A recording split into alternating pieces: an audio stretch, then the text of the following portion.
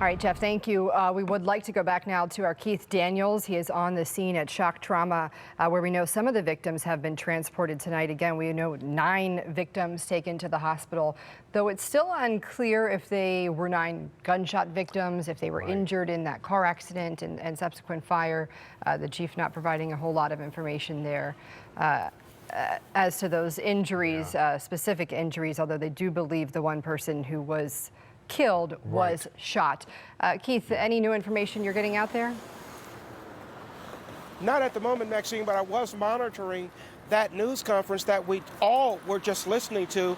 Key question, you just mentioned it, and Kai mentioned it earlier, 10 people injured, but it's still unclear as to the number of people actually shot in this event. But we do know at least 2 people were transported here to Shock Trauma, to Baltimore County Fire Department paramedic units were here. We did speak to some personnel here who did not give official information about what happened here, but they did confirm, they would confirm that they did respond to that shooting, and there were 2 units. So at least that means at least 2 individuals were brought here to Shock Trauma. Again, the nature of their injuries unknown at this hour. Police not releasing any condition information on any of the individuals taken to the hospital, only saying that there were 10 people injured with 1 dead, 9 people taken to area hospitals. Our sources are saying, of course, here at Shock Trauma, I saw them, and then perhaps Sinai Hospital received some individuals there. But again, we can confirm at least 2 individuals brought here to this hospital related to that shooting. And for now, of course, when we hear more, we will bring it to you. Back to you at the studio. All right, Keith Daniels reporting live from Shock Trauma. Let's go back to Dr. Tyrone Powers. And Dr. Powers, Maxine said something a moment ago that I think it just speaks to all of this. The sequence of events, that there's a puzzle here that police are going to desperately be working furiously to put together. Is that correct?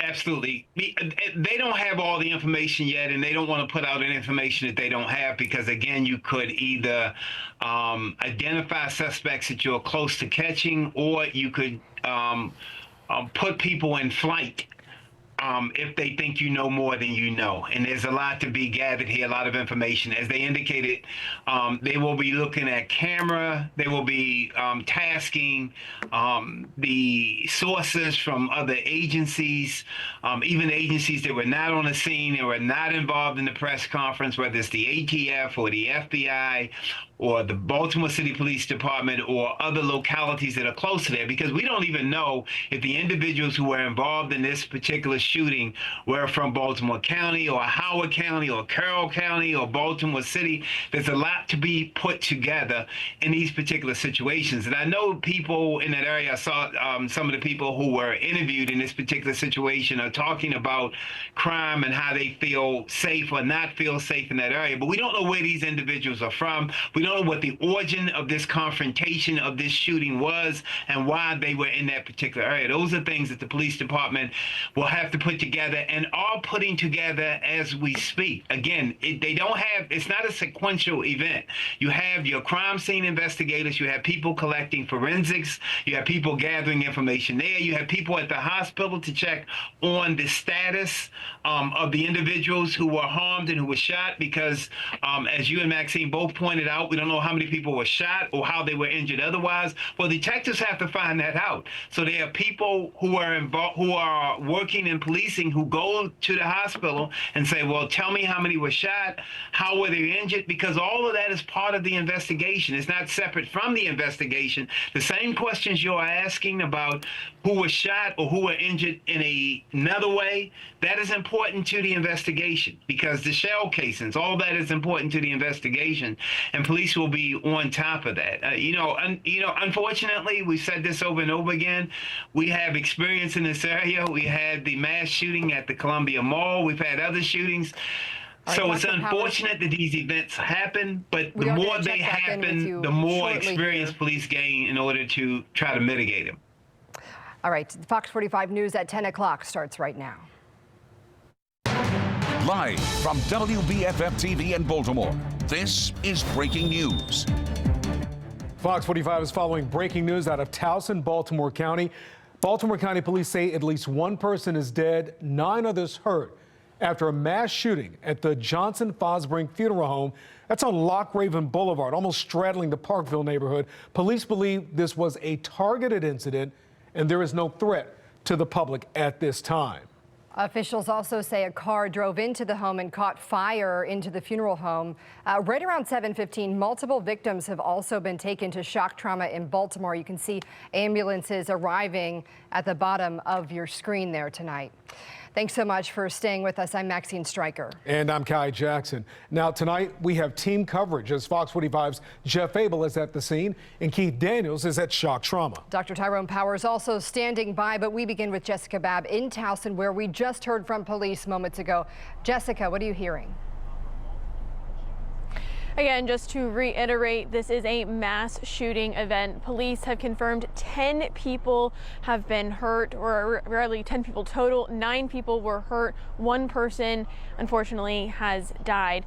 And again, the order of events for tonight really is hazy. Police haven't been able to provide much information about what happened first and then what led up to the funeral home. They said that the car was on its side in flames, and when fire crews responded, they found multiple people who had been shot.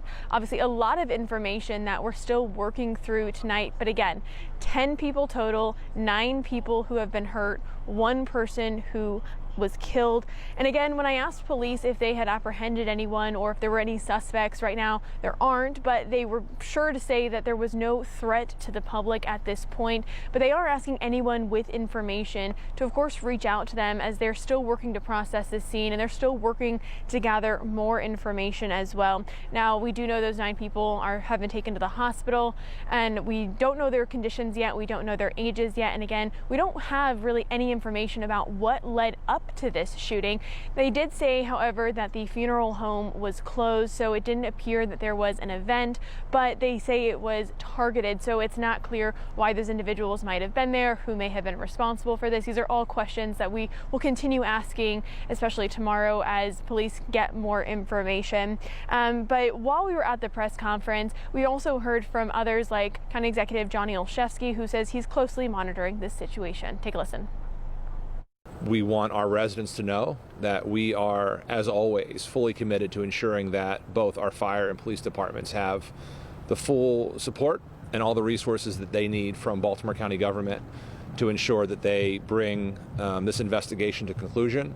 Obviously, it's very early on, but our hearts go out to anyone who's impacted by violence.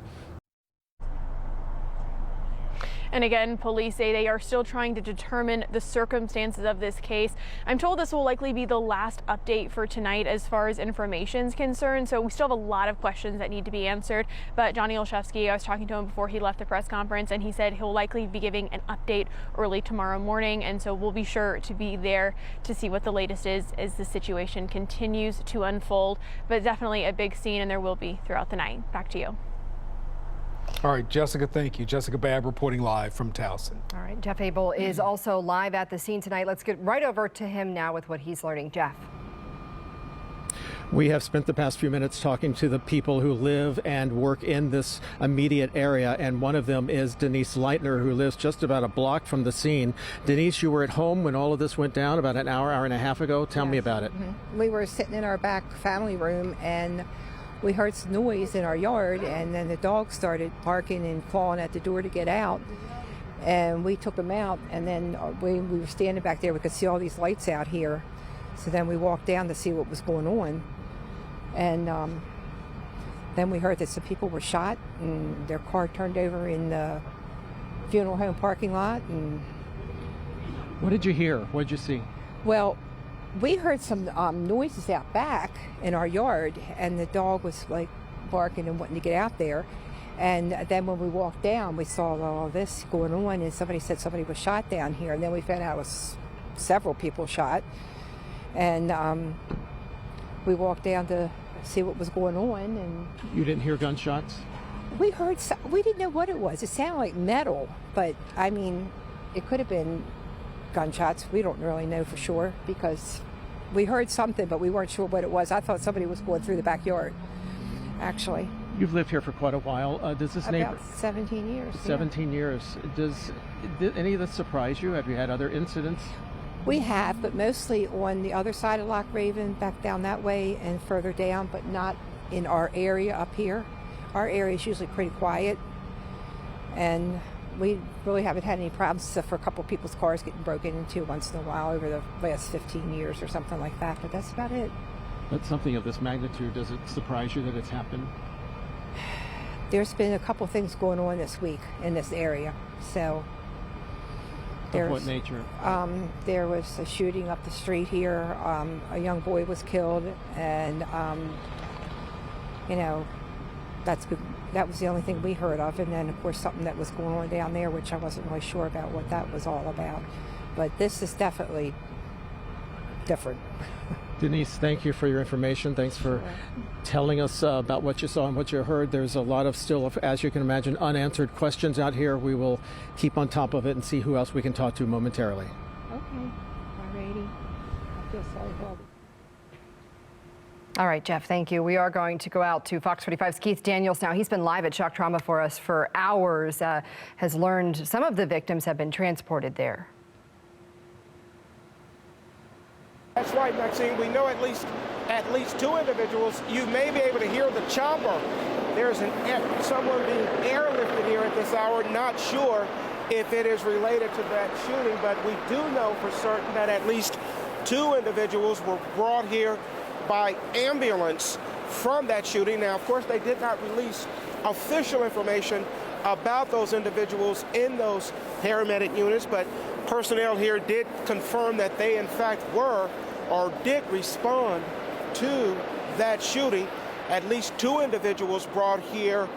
The nature of their injuries unclear at this hour.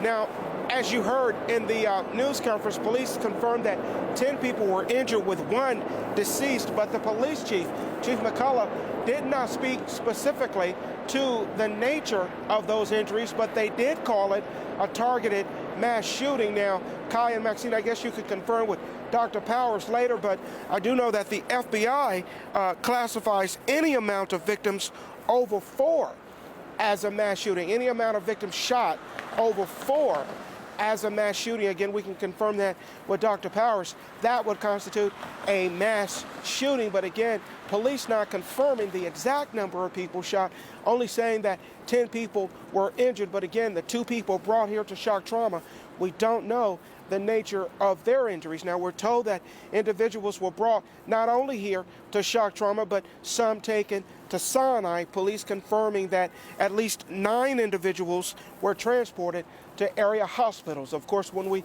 learn more here, we'll bring it to you. Back to you. All right, Keith Daniels reporting live from Shock Trauma, and former FBI agent Dr. Tyrone Powers, in the absence of a police news conference, really gave us a lot of helpful information and data, Maxine, about what to expect. Yeah, absolutely. And we always appreciate you being here with us tonight.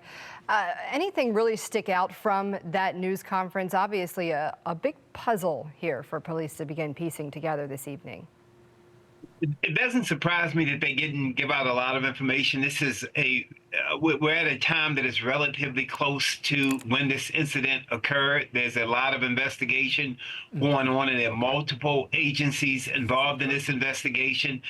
You noted earlier, Maxine, that ATF was on the scene, but they did not speak at the press conference. So there's a lot of work being done, and because of that, they do not want to give out a great deal of information. They want to give out enough information to let us know that the situation the immediate threat have been abated, that there are police officers on the scene, that the investigation is in process. That is to reduce the anxiety and the trauma of the people in that immediate area and that area around there. But they don't want to give out information that would hinder the investigation and maybe the apprehension of those who are involved in this particular situation. And they'll give that out as they believe when they get to the point where they believe that that won't hinder or hurt the particular investigation.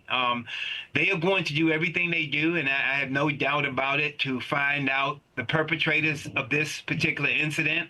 And they're going to do it as quickly as possible because these incidents seem to carry with them some retaliation. So there's a retaliatory element that they would like to avoid, and that retaliation may not take place in the same place where the incident took place, but they know that when you have these kind of incidents, when you have a mass shooting, when they are targeted, then there are people who want to get back at the people who targeted the people in this particular incident. So they're working with that in mind. They're working with all the agencies, not only in Baltimore County, but the surrounding agencies, to make sure they can locate these perpetrators, to gather evidence. And the other thing is that you, like I said, you don't have the benefit of sequential order of things. You've got to collect the evidence so that at some point when you catch these perpetrators, you can convict them. You don't want to just arrest them and have them go back free. So that is part of the scenario. You also want to make sure that everyone in the immediate area is still safe from these individuals, that they actually left the area. And at the same time, you want to coordinate between all the other agencies to bring together the information, to bring them into custody without giving out too much information, but giving out enough information so that you can get help from your force multipliers, which in fact is the public, who are witnesses to the cameras, the technology, things of that sort. A large scene for police tonight. We can see that car flipped over there. They're dealing with a car accident, a fire, and a shooting. Former FBI agent Dr. Tyrone Powers, thank you so much for being here with us this evening. Thank you. And let's take a look at what some of the responses coming in on social media. This in particular is X here, talking about what happened in Towson. That's horrible. Not again, please. That's a reference to the shooting that happened here. A mass shooting just happened in Towson. Prayers go out to all the families. And one more comment here. That area has become dangerous and unsafe, sadly. Stay with Fox 45 News as we continue to follow this breaking story on our Fox 45 News app. You can scan the code on your screen or search WBFF in your app store. And let's take another look at the scene along Lochraven Boulevard as we head to break. 10 people shot and 1 person killed. We'll check back in with our live reporters when we get back.